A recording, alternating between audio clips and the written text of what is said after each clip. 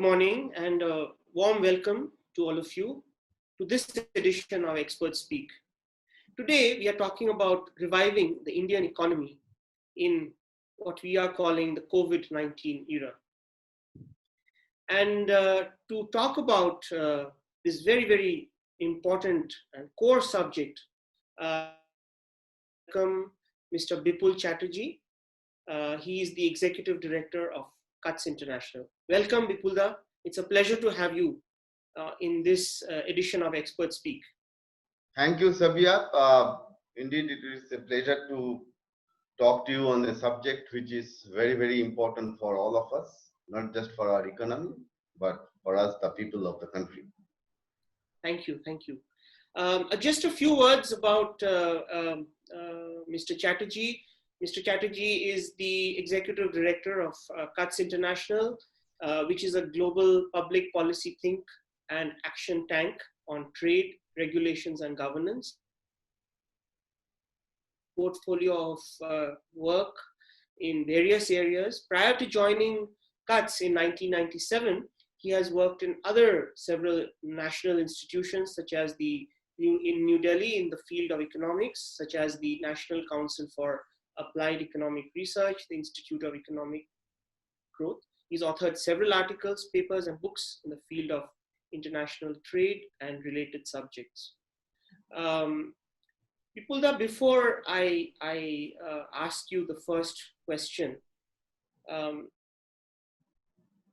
we are well into the pandemic now, and there has been some experience gained, unlike the very initial days when we really didn't know what's happening.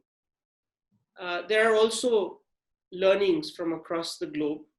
Many countries have flattened out their curves. And in the West. And in India, we are, of course, still grappling, being such a populous country. What is your assessment of the general economic situation that has arisen out of this and the post-COVID measures that have been undertaken and the economic interventions that have been made since the pandemic broke out? If you can start with giving us a general view of how you see India and the economy in the context of what's happening overall in the whole globe and of course in India and South Asia. Thank you. Thank you, Sabia. Indeed, during this COVID era, we can't really start talking about post-COVID era. In case of India, the 19 pandemic, I think it started sometime in the beginning of March, right? If we look at the state of the Indian economy in the last financial year, which is 2019-2020, you see the Indian economy was already undergoing a number of stresses, and that got reflected in our growth rates of all quarters of the last financial year. We just got the data from the government sources about the growth of the Indian economy during the last financial year as a whole, which was about 3.8%. And it was about 4.2%, and that of the last quarter of last, which was from January to March, it was about 3.8%. Now, you see, we have to understand this in the context of the structure of our economy. The interesting point is that I'll focus on the last quarter of the last financial year, January to March. You see, in the month of March, we are already started slowdown of the economic activities per se as a result of the COVID-19 pandemic. And there are several indicators to support this point. I'll come back to those, some of those indicators. But the interesting point is that during last financial year, our agriculture has shown a lot of growth as compared to what it used to be in the recent past. Our agriculture has grown by about 6%, which is after a number of years, we have that much of growth in our agriculture. So the current as well as the future of the Indian economy is to be looked at in that context. Our manufacturing and our services, I mean, they are three major components of any country's economy. They have not grown that much during the last quarter. Particularly, the services sector was hugely hit as a result of lockdown. Another option, I would refer to, given the COVID-19 pandemic, which has already spread in large parts of the world. By the time we had taken that action, we had no other option. I would refer to a very interesting study, and there are a number of studies which are going around. Some of them are good, some of them are not good, I mean, which is natural. I would refer to a study which was done by a group of biostatisticians in the University of Michigan. Incidentally, that group is led by an Indian biostatistician. Her name is Professor Bhramar Mukherjee. And I have looked at that data very, very carefully and found that since then, the COVID graph, which we have seen so far in the country, is more or less matching with the forecast that she and her group made at that point of time. And it depends on a very number of measures, not just lockdown per se, but many other measures like social distancing and things like that. Economy. I think within a few days of announcing the lockdown, our government has made a set of announcements, taken a set of measures. Remember that this is a supply side shock, right? Primarily, it is a supply side shock. Now it can spill over to the demand side. I mean, there is every possibility of spilling it over to the demand side, but we have to arrest that. So the first set of measures arrest that. Then the Reserve Bank of India came up with a number of measures over a period of time, which primarily they were to sustain the supply side of the economy. Right? And then on 2nd of May, our Prime Minister, he announced a package which is called Atmanirbhar Bharat, which is about 21 lakh crore of rupees, which is again, which was announced by our finance minister over a period of time, that it's all about boosting the supply side of the economy. So here is a case where the supply has stopped suddenly for reasons which are not under our control fully. Now we have to first boost supply or get that supply back so that we don't face with sudden surge in demand without much of supply, which will result in inflation, and who are going to suffer most? It's the poor people of our country. They are going to suffer most as a result of such sudden surge in inflation. Now here also, this is a macro picture, you see, and we have to go into the details. I'll tell you only a couple of data that even during this period of lockdown, our agriculture didn't suffer that much. Our agricultural activities. There was a peak harvest time for wheat. Cotton was also harvested earlier. They are also getting into the market. So in the last season, Rabi season, not only that our wheat production was at a record high, its procurement was also at a record high. So we need to make a note of that point. So was our cotton production and cotton procurement, rabi crops that we have. So I think the interventions, they have come at the right time, and we are going to see the results of those interventions as we open up. So as we open up in a calibrated manner, which we are doing, we are going to see the supply back, and then the demand is also going to come back into the market. Of course, it's not going to come back fully. The another indicator of the opening up of the Indian economy is that on 20th May this year, the amount of petroleum products that we consumed was 65% of the amount of petroleum product which we consumed on 20th May 2019. So that's another indicator of the economy coming back into its straddle. Another indicator I would cite is the CMI data, Center for Monitoring the Indian Economy.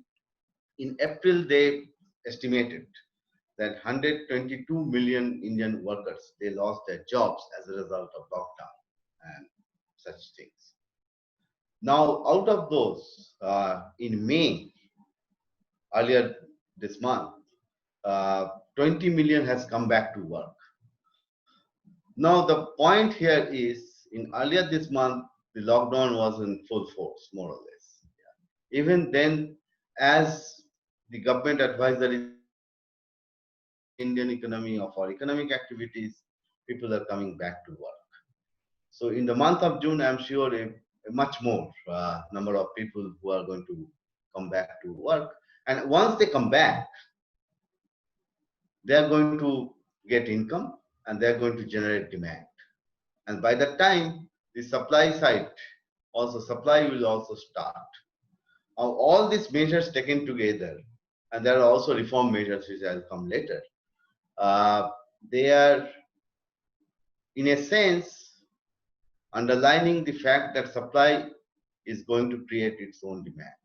And I think that is what is going to happen to the Indian economy in this financial and in the few years to come from now. Yeah, thank you. Thank you for that. A related question, because you so rightly spoke about the supply side, which has been stressed, is the issue that, we, in spite of the numbers, there's a large population, such as the migrant laborers, who are really not, I don't know if they're properly gauged into the system as such now. As this, do you think there is a need now to spend directly on such a population in the supply side? And how can this be calibrated with the demand side measures?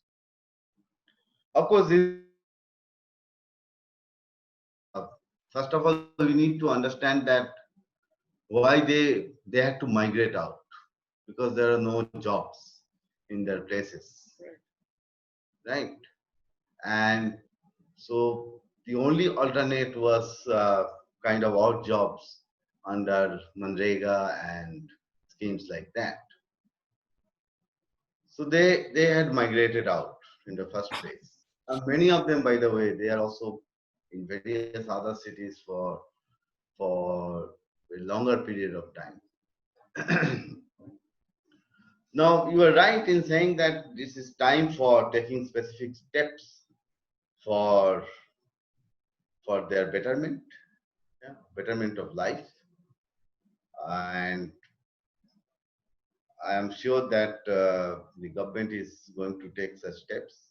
Government has already started taking process. I'm talking about central government and several other state governments, particularly the state government of Uttar Pradesh, which are very much in the news. Now, you see that there is one act which was passed by the Indian Parliament, this Interstate Migrant Workmen Act in 1979. Now, nobody has implemented it. So that's a very, very serious concern of our polity as a whole. Now, central government has started reviving it with necessary amendments. And here I am happy to say that as part of our work of our organization, Cuts International, we have been continuously providing inputs to various bodies, including to the chairperson of the Parliamentary Standing Committee on Labour, not just for the revival of the act, of this act, particular act, but also for the overall welfare of Indian workers, both in the formal sector as well as in the informal sector. We are also going to advocate for a universal social security net for India, mitigate much of the miseries that our brothers and sisters they have faced during this period of time. You see, this is a crisis situation, and while we have to take measures to mitigate their miseries, we have to also take this crisis as an opportunity to make things better, as against just criticizing government bodies and others that about not doing things. It's not that the government is not doing things. Government is also taking several measures, both central government as well as a number of state governments. More or less all of them.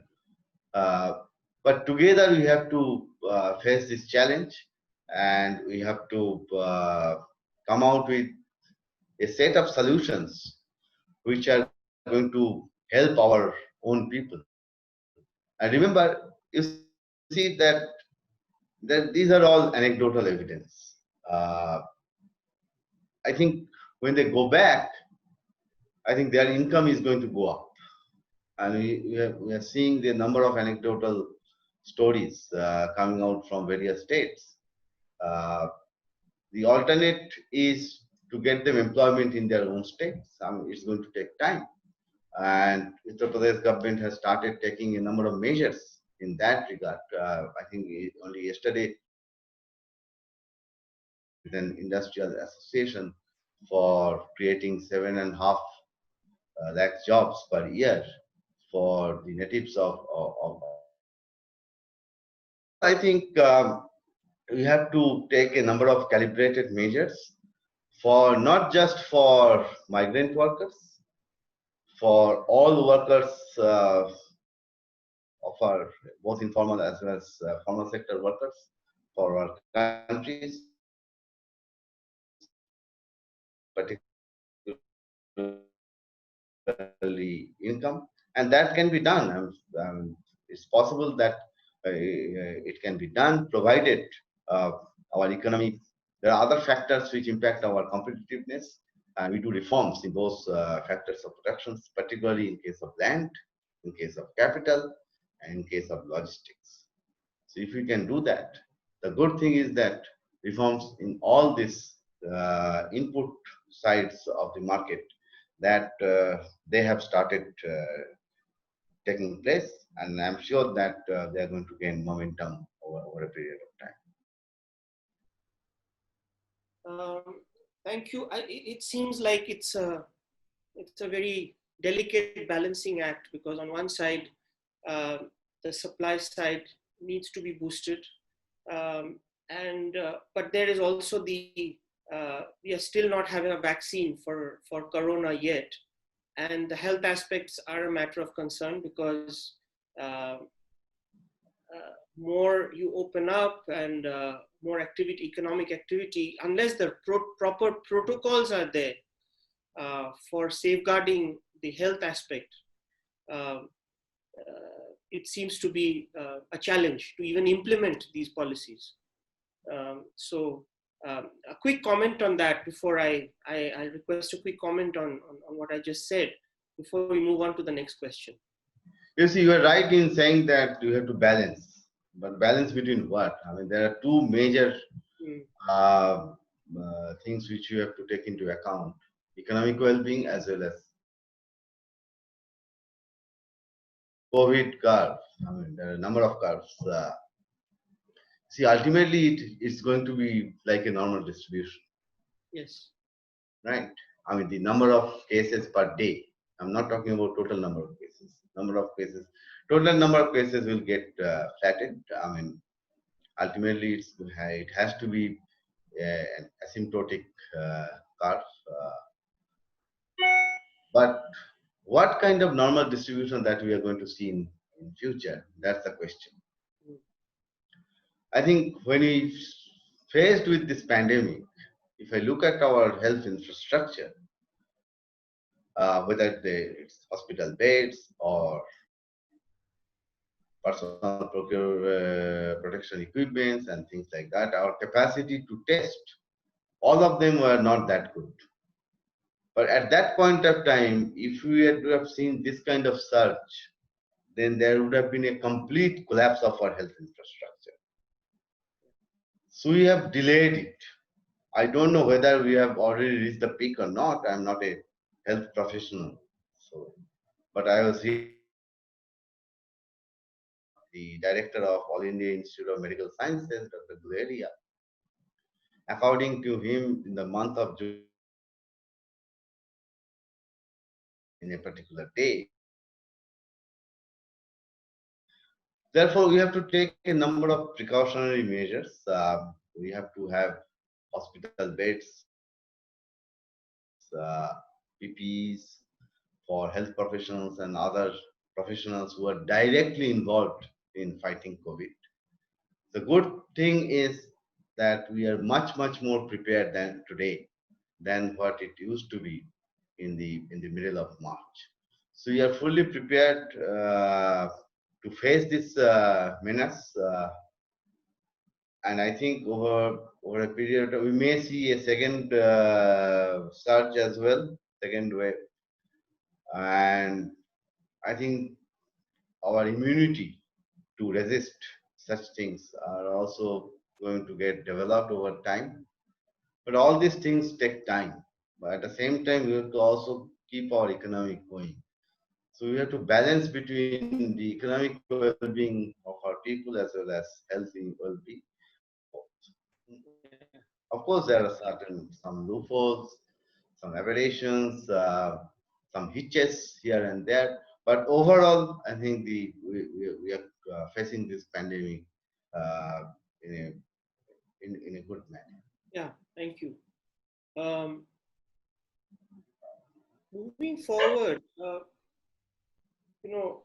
as this, as we start, spending more, recovering, trying to recover, what do you see is the, if I may call it, the ladder to recovery? What is the lowest or the lower rungs? What are the sectors which are the lower rungs, which can be focused on? I mean, I'm sure agriculture would be one of them, but others, maybe you can, tell us a few of them which You see, worth mentioning.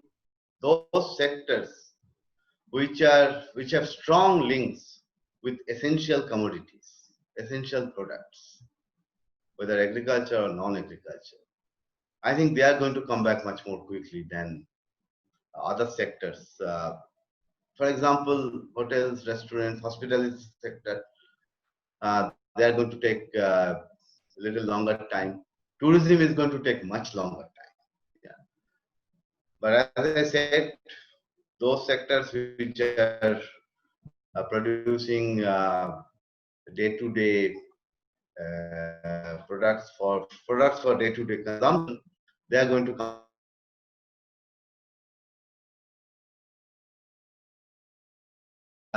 in Jaipur. We didn't face any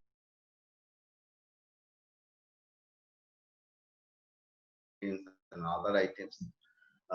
Prices have not gone up. They are more or less stable. And also, therefore, I must thank those who are not just at the top level, at the central government and at the top level, but also at the state government level, then at the various other level, logistics sector. I think that has done an excellent job for the supply of essential commodities, barring one or two cases we didn't see any news item, even in popular media, about non-availability of essential commodities in the country, even in Northeast India, mind you. So, so that's a great job done by our logistics sector. Absolutely, absolutely. I think we need to not. It has been a very, very uphill task, and I think we've done well so far. At a considerable risk to the life of those people. Absolutely, absolutely. Those who are engaged with this. Yes. Indian Post, for example. Yes. Indian Railways. Yes.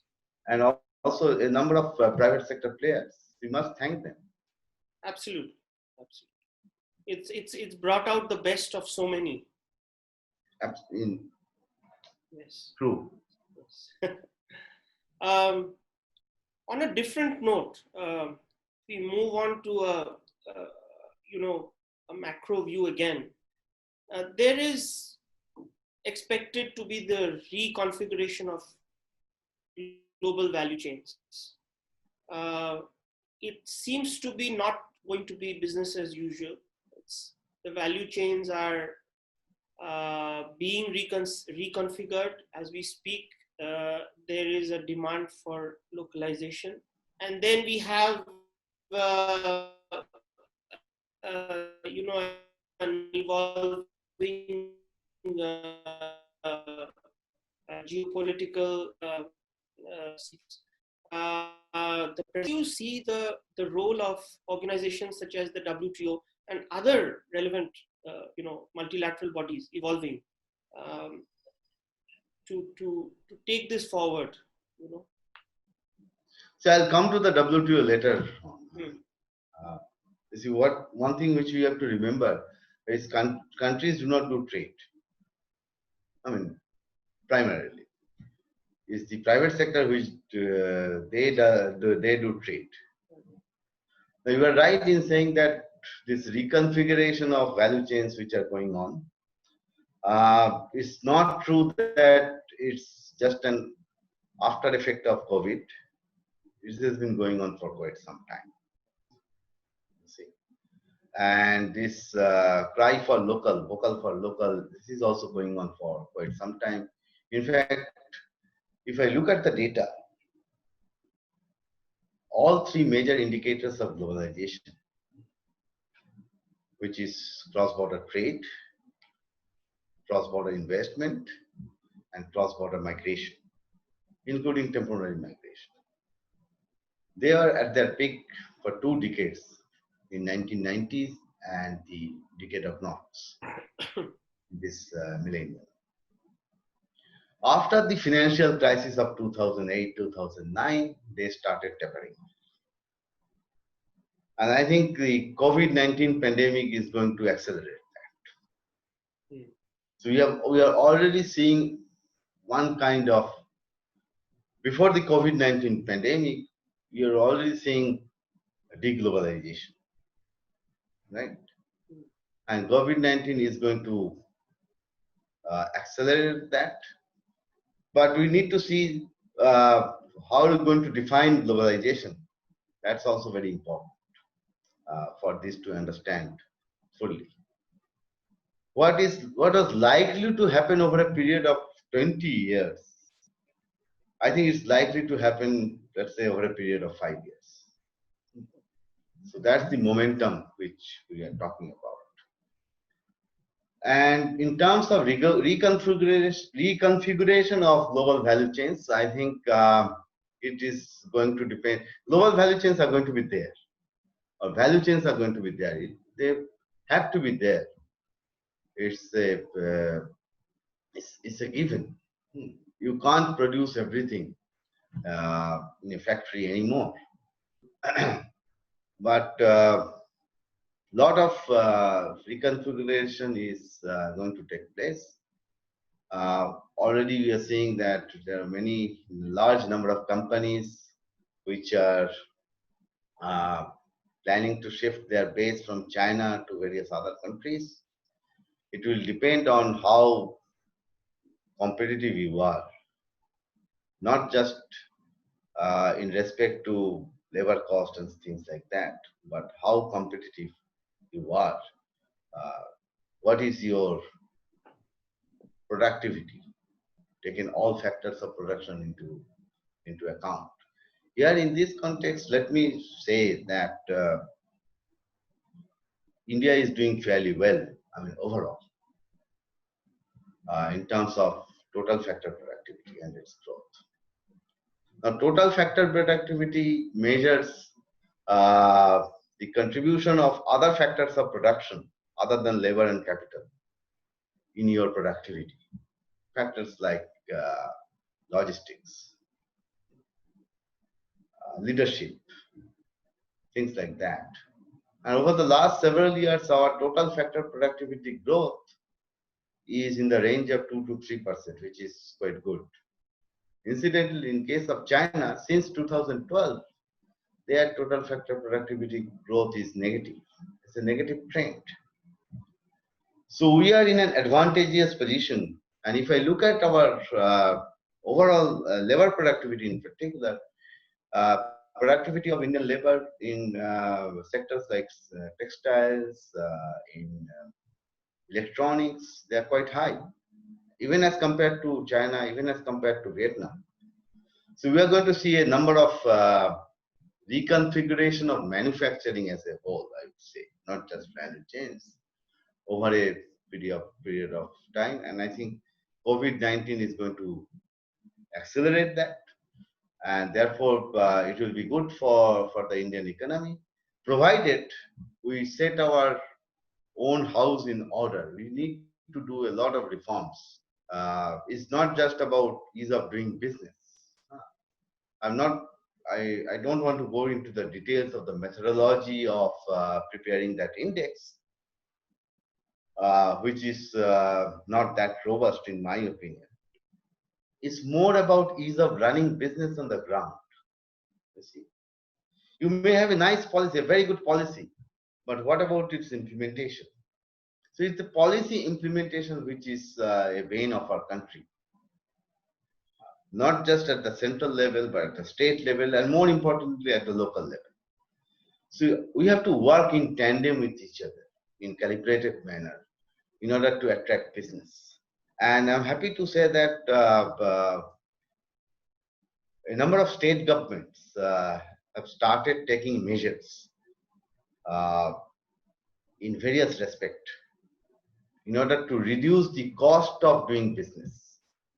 And cost of doing business on the ground can be reduced if and only if we can have reforms on the input side of the market. Therefore, we have these 44 labor laws which are being now consolidated into 4 labor codes. We are not talking about dilution of India's labor laws or India's commitments to the International Labour Organization and things like that. We are simplifying those laws so that there can be workers' well-being as well as enterprise well-being. There is absolutely no conflict between, there should not be any conflict between the two.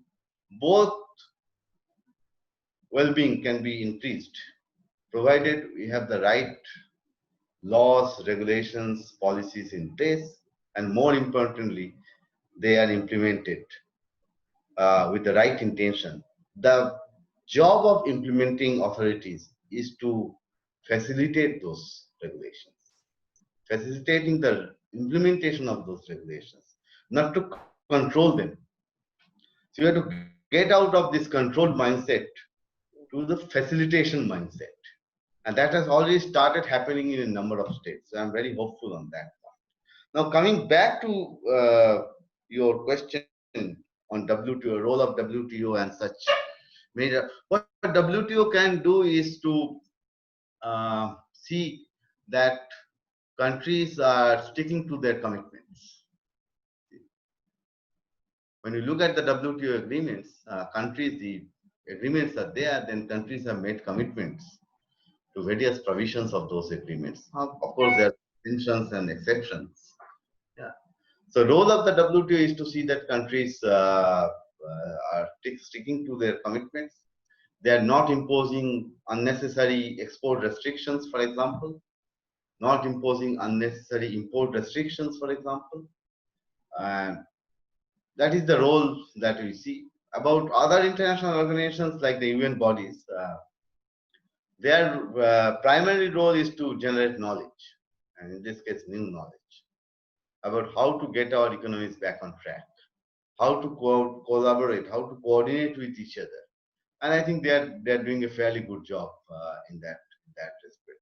CUTS is involved with one such initiative, which is spearheaded by the United Nations Economic and Social Commission for Asia and the Pacific, which is looking at various trade related provisions in trade agreements and see that how trade can be used in a much more proactive manner, or trade rules can be used in a much more proactive manner in order to address crisis and pandemic situations like this. So on behalf of CUTS International, I am working with a number of experts from all over the world to come out with a set of perhaps revised provisions on a number of issues ranging from essential goods to trade facilitation to for preparing the world in a better manner in order to face such crisis in future. Yeah, thank you. I think that's very useful, what you said, and which brings me to my last question, which is a nearer home, which is about multilateral cooperation in Eastern South Asia, we can say. Uh, it has always been CUTS has been very active. I know on trade facilitation. BBI and Asian Confluence, as you know, has been working on this. Um, how do you see the role of ongoing connectivity projects? And we'll confine it to Eastern South Asia, uh, India's Eastern Front. Uh, we can say the SASIC region, maybe. How do you see the role of multilateral cooperation in bringing sort of a win-win situation for all the economies of the member nations to take things forward, especially in light of the challenges posed by COVID? I mean, it was always an issue. I mean, that region always needed that, but I think COVID-19 has brought out an urgency in multilateral cooperation. So I guess my question is, on one side, there is the importance of multilateral cooperation. The other side, there is the demand for localization. There is also the issues of how do we treat our borders, because borders now is not just security, but it's also about health security, relating to COVID. So these apparent contradictions, but they also may hold a key to a new paradigm of engagement. And I'd like to hear your views on this. I'm glad that you use this term Eastern South Asia. So some people have started talking about SARC 2.0. I think that time is yet to come. It may come, rather it should come. But that time is yet to come. Despite our best of our efforts, what we are seeing is also bilateral cooperation as a result of those efforts. They should continue, and I know that they are going to continue.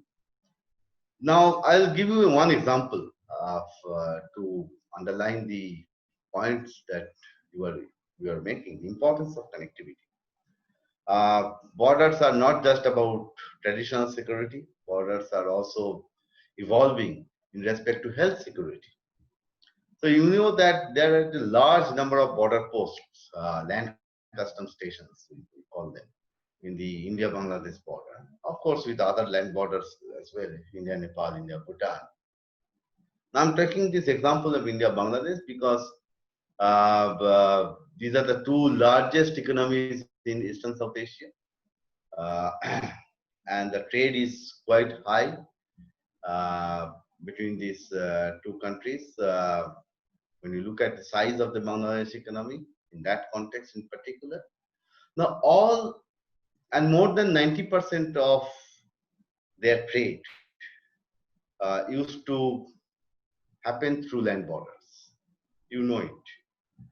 Now, as a result of COVID, all land borders are closed for passenger movement as well as for goods movement. Now, is it that our trade with Bangladesh has stopped? No. The answer is no. Particularly India's exports to Bangladesh, because Bangladesh depends on India for a large number of essential commodities. They are going on through railways. If you look at the number of wagons which are going via the Gede Darshana route every day, they are going on via railways, they are going on via waterways, yeah, through coastal shipping. So Indian ships are going to Chittagong port, to Mangla port, from there they are also being shipped. And many of our Indian products which are meant for Northeast, they are also going via waterways. So the important point is about connectivity. And I think SASEC can play a major role in this. The SASEC group, South Asian Sub-Regional Economic Cooperation, which consists of 6 or 7 countries, all these countries which you have mentioned, plus Sri Lanka, plus Maldives, and I think Myanmar is also now part of the SASEC group, which is led by this group is led by the Asian Development Bank. Yes. They already have their plan for improved transport linkages between and among these countries. And the good thing about this group, ADB's work in particular, and also the other multilateral agencies, including bilateral agencies like JICA, the Japan International Cooperation Agencies, World Bank, now Asian Infrastructure Investment Bank, they are also investing. A number of connectivity initiatives which are going on. The good thing is that it's not that every country has to come together in order to take up an initiative. If 2 countries are ready and willing to go ahead with a particular project, then that project can be done. And we know that there are a number of such projects which are being done between these countries. So I think while multilateral cooperation is very, very important, multilateral cooperation may be at the top level in order to have better understanding of the value of cooperation, the value of connectivity and things like that. When it comes to operational level, it can be bilateral, it can be trilateral, it can be quadrilateral. So all options are there. And I'm glad to say that all these countries are availing all such options. So we're going to see a number of, we are already seeing the virtues of connectivity, particularly during this stressful time. And we're going to see a number of new connectivity initiatives, including the revival of old linkages, which are on the cards.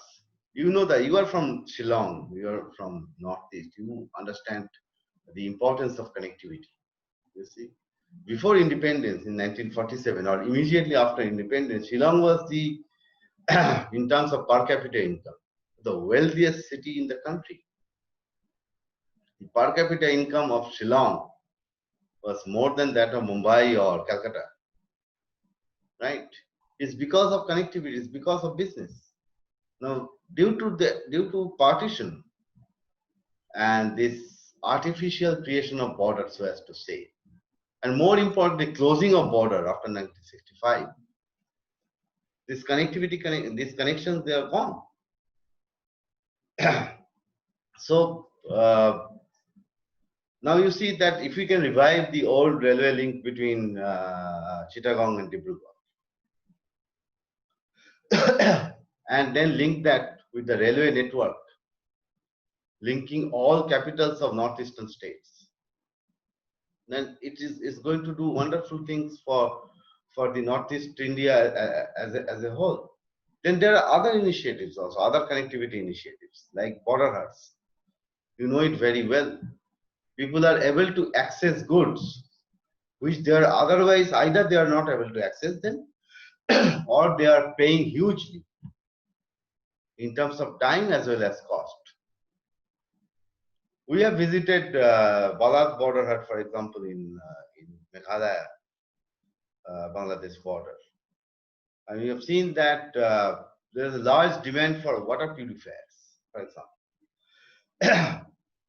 Now, if they want to have access to water purifiers, earlier they had to go to Shillong, and that takes 12 hours a day, going, spending some time there, coming back, time and money, both. And remember that time is also money. Now, those products are available in those places, and people are accessing them. So, these kind of connectivity, including people-to-people connectivity, they are very important for for for developing trust Yes. among the people of these countries. We are together, I mean, just about 70 odd years ago. Now you have to rebuild this trust, and that rebuilding process has started. You see the kind of road infrastructure development which are taking place in Northeast India. All these connectivity initiatives, they are very important, not just for doing business, but also for people-to-people connectivity, for building trust among people. And then the people on the ground, these are all ground level initiatives. They are going to realize the values of cooperation. And a positive narrative is going to emerge out of it. So Border Hut is a wonderful example of people-to-people connectivity, not just about doing business. And you know it very well that our border security forces, both Indian BSF and Border Guard Bangladesh, they are very happy because informal trade has come down, crime rates have come down. Yeah. Their life has become much better as a result of border huts. So, Government of India and Government of Bangladesh, they have identified a number of other places, 15 to begin with. Border huts are going to come up in India-Bangladesh border in northeast, covering Assam, Meghalaya, Tripura, and Mizoram. And there are also, through our work, we have identified more than 60 places along the India-Bangladesh border in West Bengal, on the West Bengal side, where border huts can come up. And people are demanding them. You know, I was reading in today's paper that within the next 3-4 months, waterway trade is going to start between Tripura and Bangladesh. Yeah. That's a great development. So there are alternate means of connectivity. Business is going to grow. People are going to, there will be better livelihood options for people, opportunities for people. So their income is going to grow. Therefore, the demand is going to grow. And who is going to meet that demand? Through various suppliers, not just from India, but also from Bangladesh. One last point.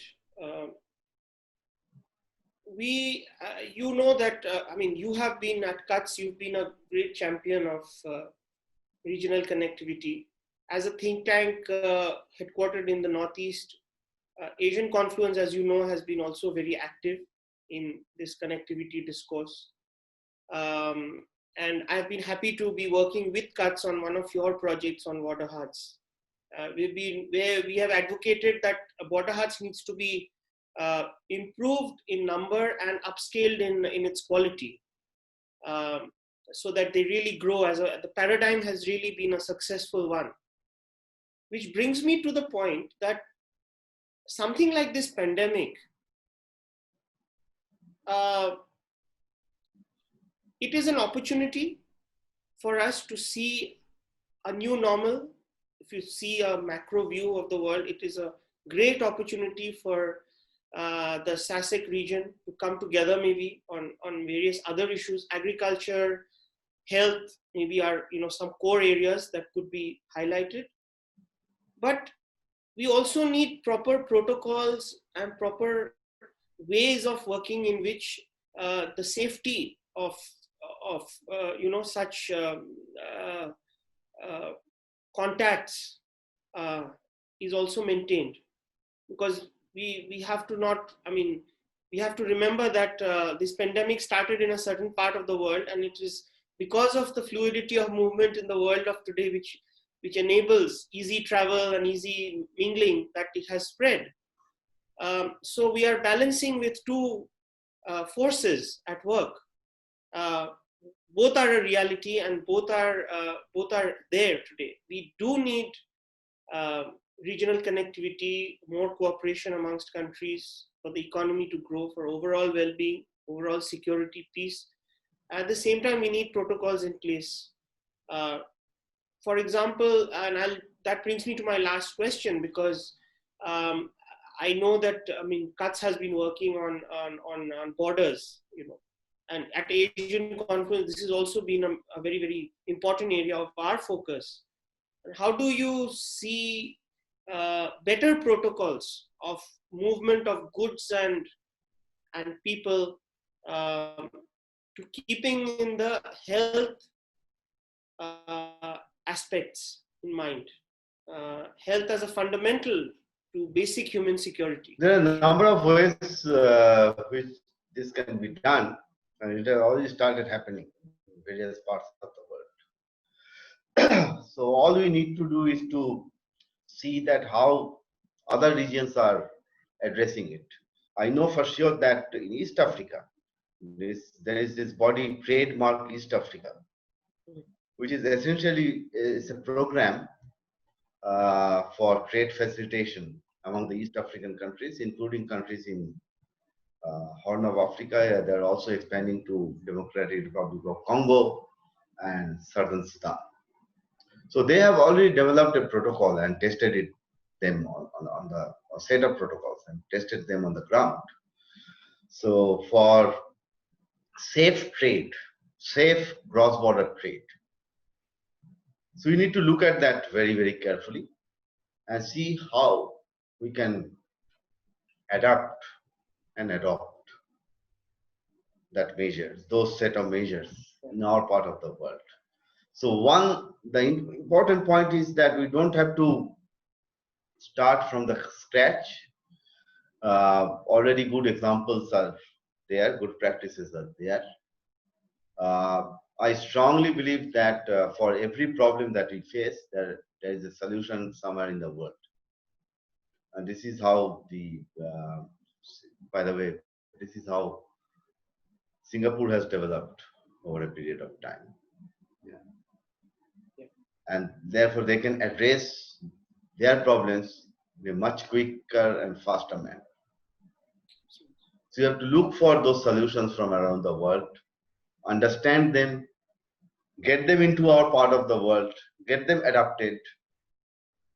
One possible solutions which we have been talking about for some time now, and I hope is going to happen very soon, is off-border clearance of goods. So you don't have to check goods at the border for cross-border trade of goods, not for passengers. So you have this inland container depots in India, what is called ICDs.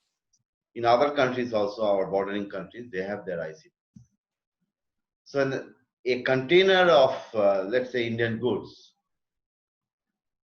all customs clearance and things like that can be done in ICD. Let's say in Durgapur, in West Bengal, there is an ICD. And then the container is sealed, and you can do electronic sealing. Electronic cargo tracking system is already in place in our country.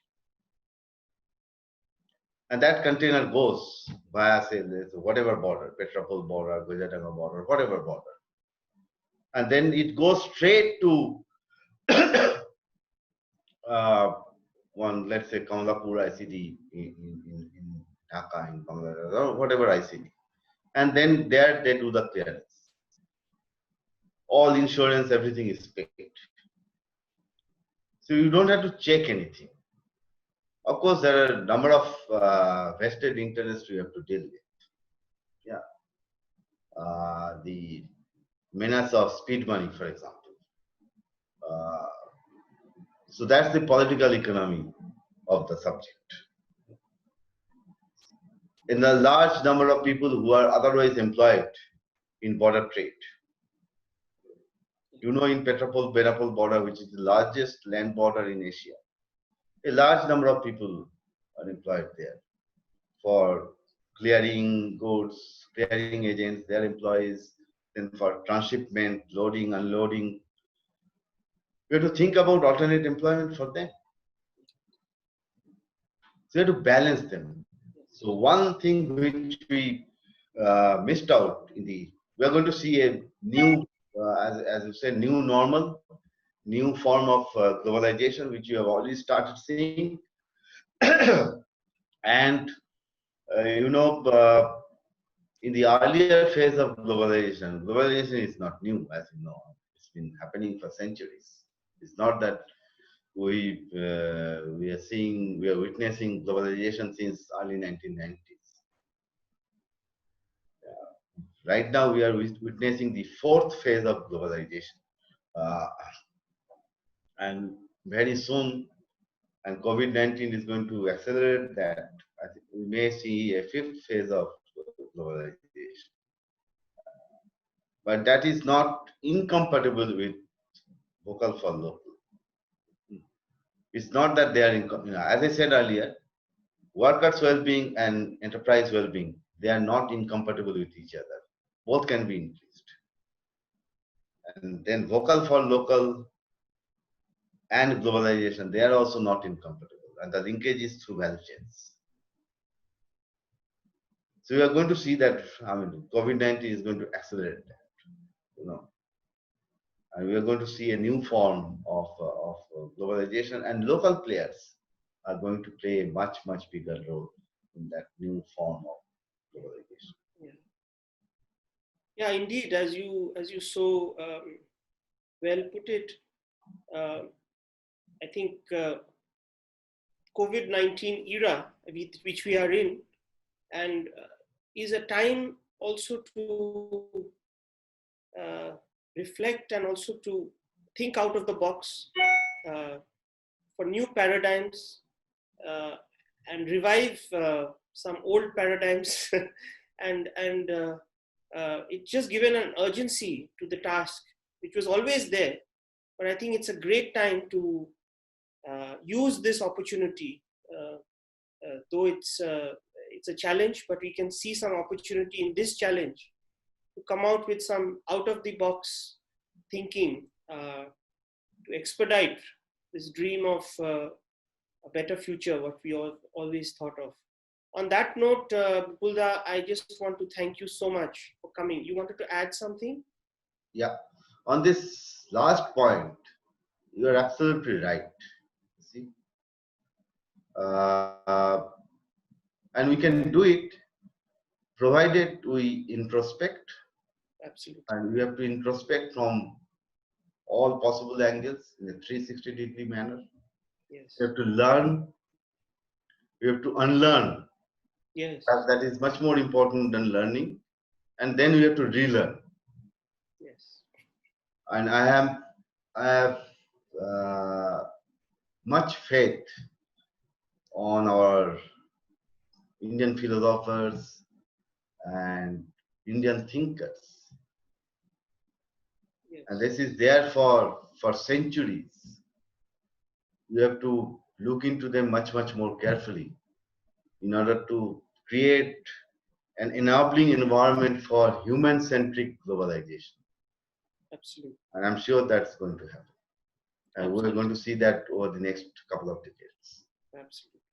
And that's perhaps think tanks like CUTS and Asian Confluence should work together to see areas where we can deep dive into the wisdom that we already have in this country from the great masters, and see how they apply this timeless wisdom and these principles apply to the challenges that we face today.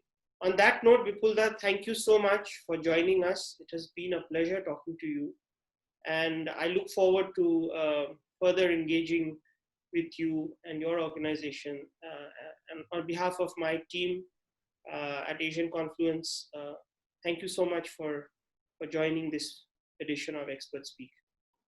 Thank you so much. It's indeed my pleasure to talk to you. We know each other for a long time.